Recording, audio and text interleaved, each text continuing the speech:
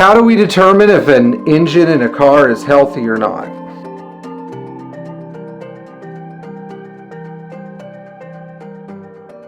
We get Mercedes shipped to us from all over the place. Some of the cars have been sitting for years. Some have been recently purchased. Some have been through all kinds of mechanical abuse. And I'm learning as I go on that I can't just trust the excellent engineering foundation that these cars were built on, that sometimes human stupidity will undo the work of even the most brilliant team of billion-dollar funded genius engineers.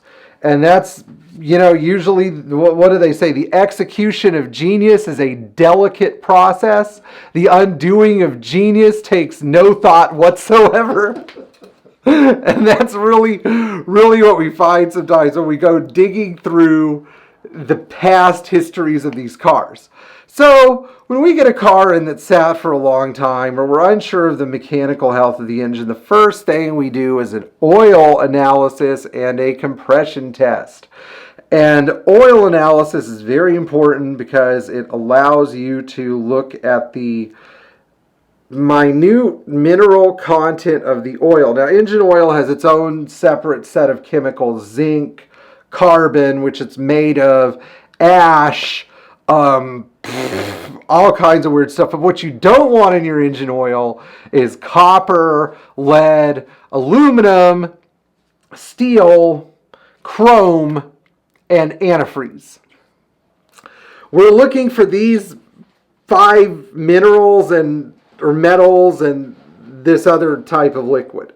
And when we get a car in the shop, usually if the parts per million of these 5 metals are within a certain range, preferably as low as possible, we're good to go. But when we start digging in an oil pan, usually to get this disgusting, nasty metal-laden oil out, I refrain from doing the oil change. I pull the pan first and take the nastiest, most disgusting oil I can and send that off to Blackstone or whoever you like for oil analysis and have them do it. And when I get the analyses back, it usually tells me if I have an engine that's getting ready to die or not. Good idea to do this before you start tuning up the injection pump or adjusting valves or changing a timing chain.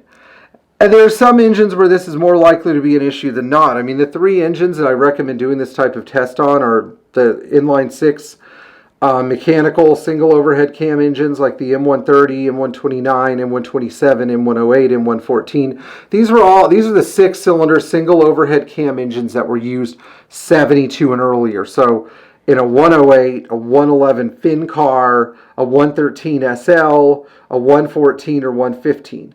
I also recommend doing this in some of the non-turbo diesels, particularly the 615 2.2 liter engine that was used in the 220D, or the non-turbo 617 that was used in the 300D, whether it's a 115 or a 123 chassis, or whether it's a commercial application.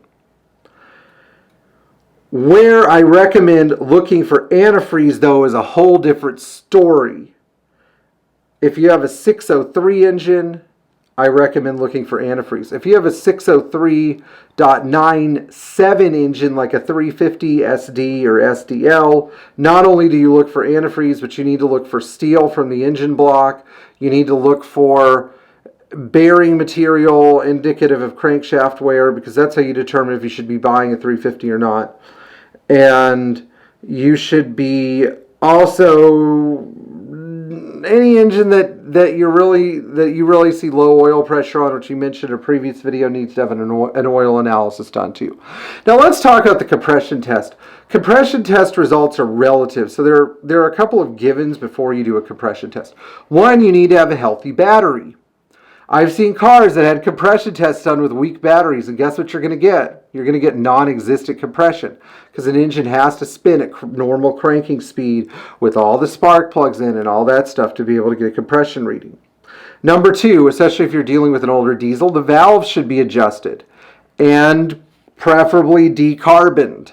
meaning you bonk, bonk, bonk with the hammer a few times and the rocker arm, like I've talked about in one of my previous videos.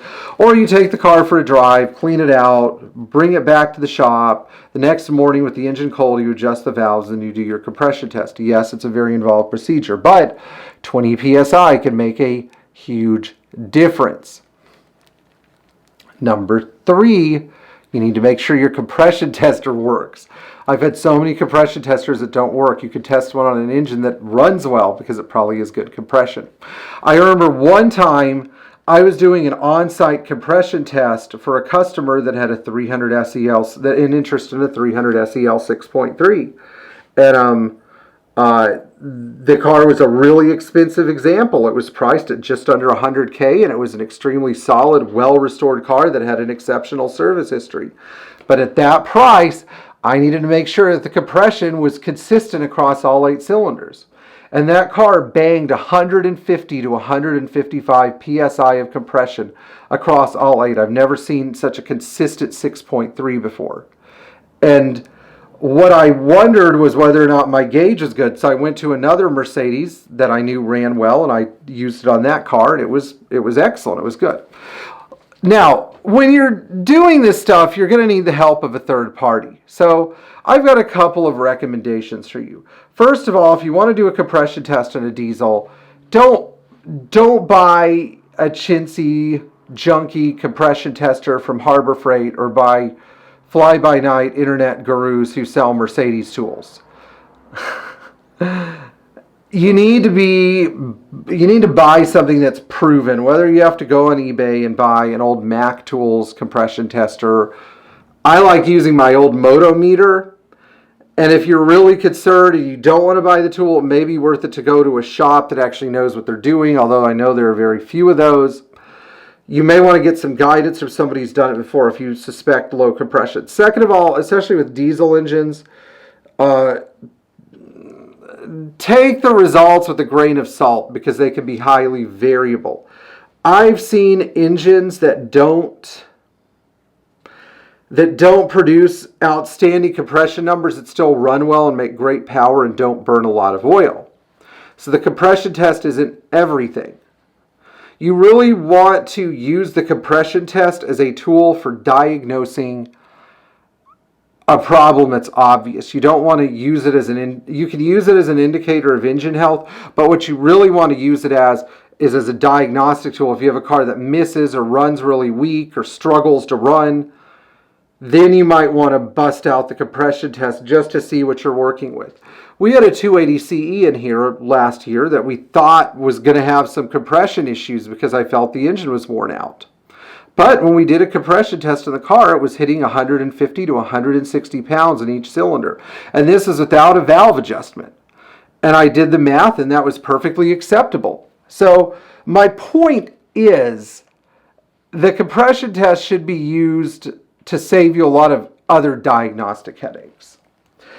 I hope you guys got something great out of this video. If you haven't subscribed yet, please do so. And if you enjoy this video, please like it and maybe share it with a friend who's also into classic cars or classic Mercedes or has always been curious about these cars.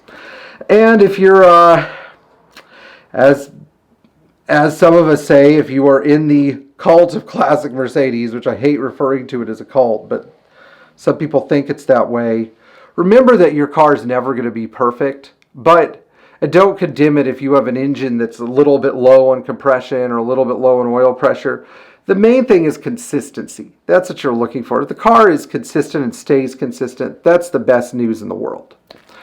I hope you loved this video. We'll see you in the future.